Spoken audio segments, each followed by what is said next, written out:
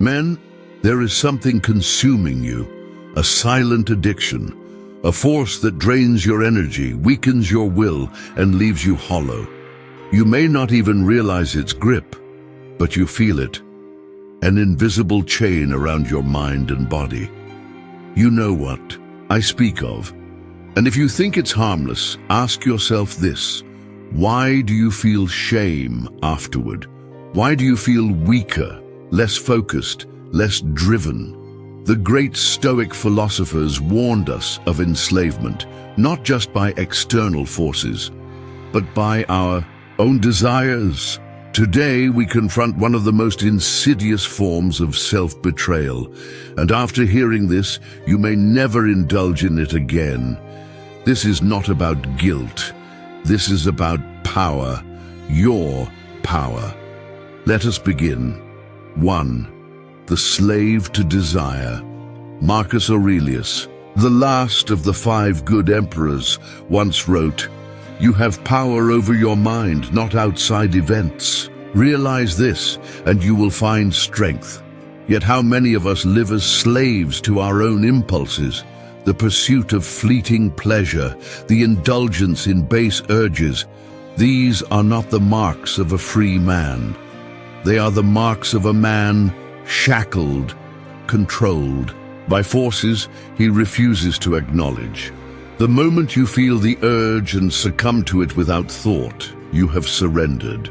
You have allowed desire to dictate your actions, and what is a man without discipline? He is a puppet, his strings pulled by invisible hands. 2.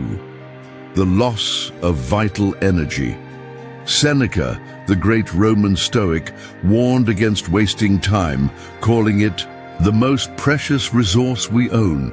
But what is wasted time compared to wasted essence? Every indulgence in self-pleasure is a transaction. You trade your strength, your energy, your willpower for a moment of gratification. And what do you receive in return? Emptiness, fatigue, the dulling of your spirit. You think it is harmless, yet you feel it deep within.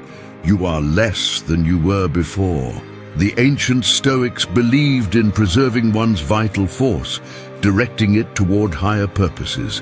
A man who squanders it recklessly is not walking the path of wisdom. He is walking toward ruin.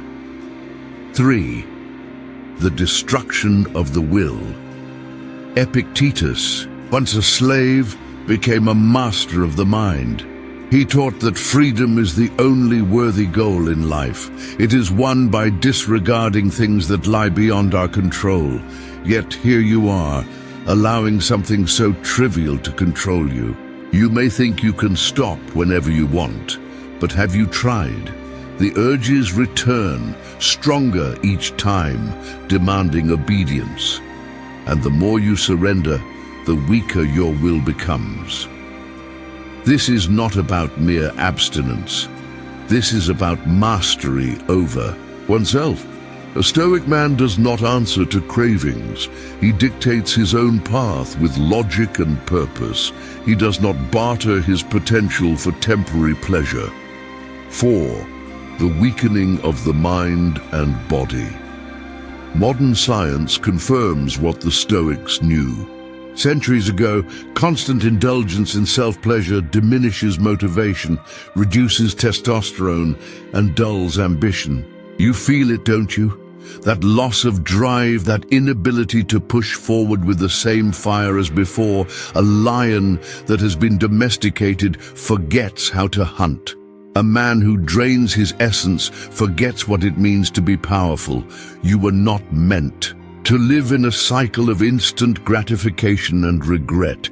You were meant to build, to conquer, to rise above. 5. The erosion of masculine energy.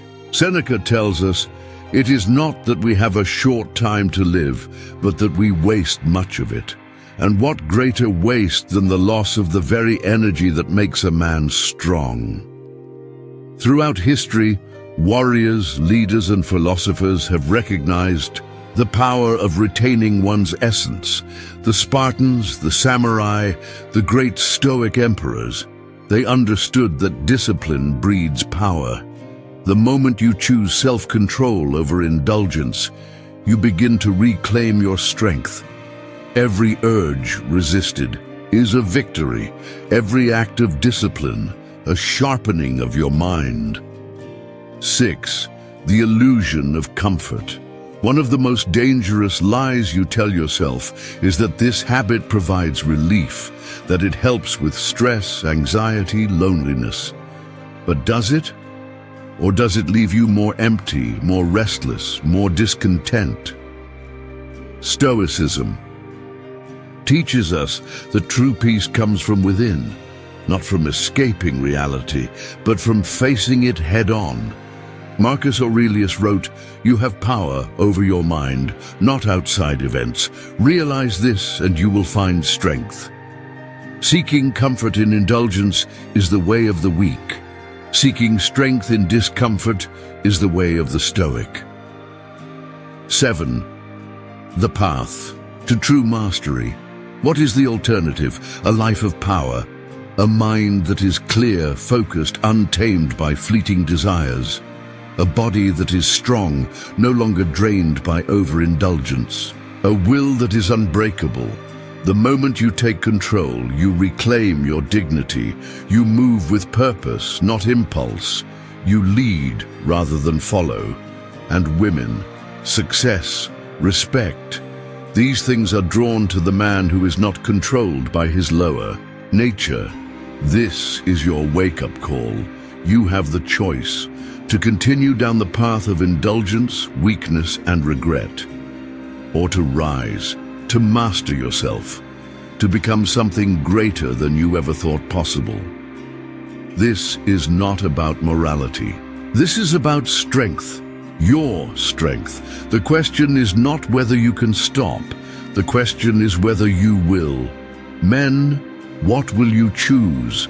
Will you remain a prisoner to your urges, or will you break free and reclaim your power? Comment below with your thoughts. Let us embark on this journey together, for the pursuit of discipline is not a lonely road. It is the path of all great men. Stay strong, stay disciplined, and above all, stay free.